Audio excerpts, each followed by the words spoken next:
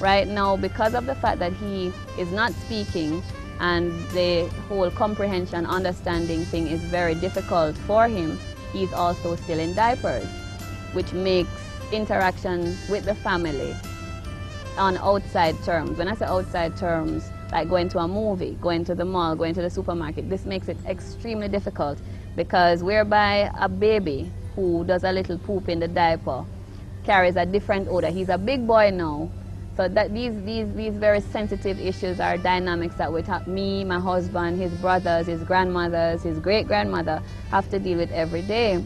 This mother is concerned about the Jamaican authorities' lack of consideration for disabled people.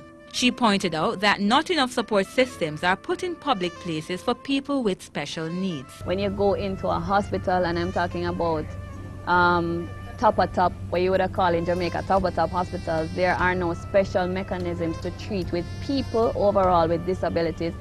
Let me tell you something, that's not easy to face. You love your child. As a parent, you know how to love your child works, right?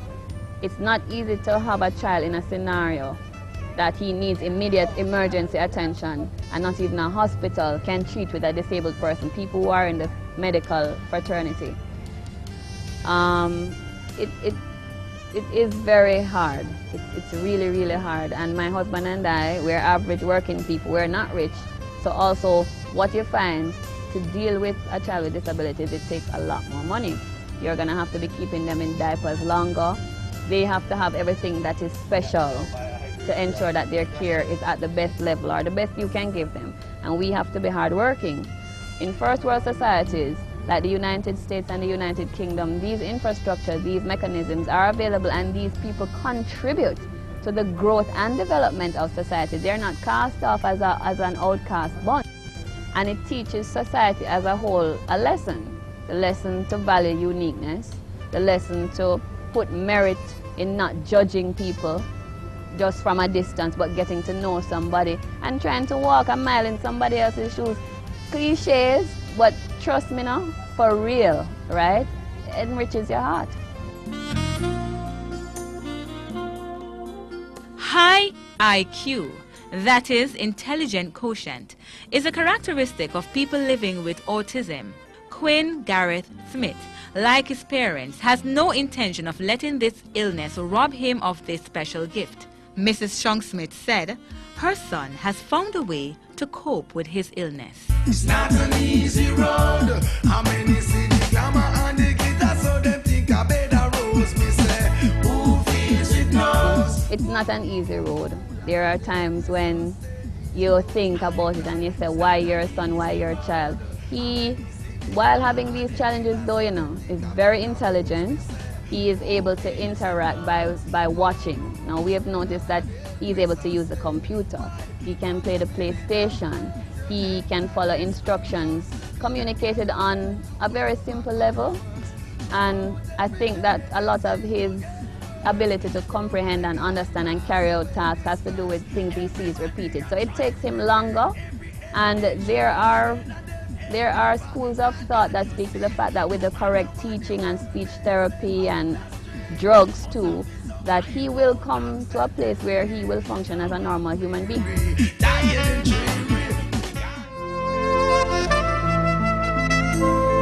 And is Quinn treated differently from her other two sons, Sinkane and Wickham Jr.?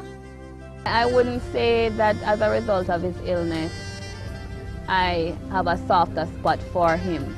I love them all so much that let me give you none don't feel left out. And let me give you an example. If I have a sick son and I take them to a doctor who is not a family doctor, generally the question I'm asked, even as big as they are, is if this is my only child.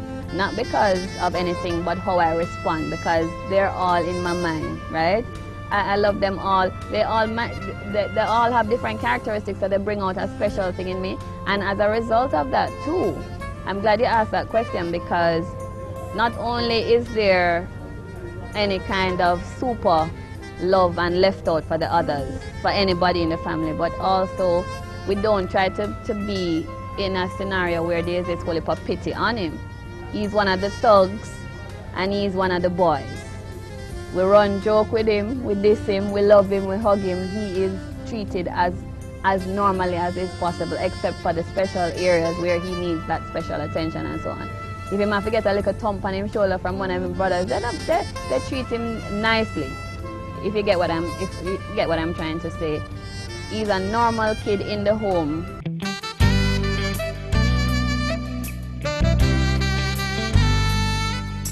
She noted that Quinn's disability is a blessing for her and the rest of her family.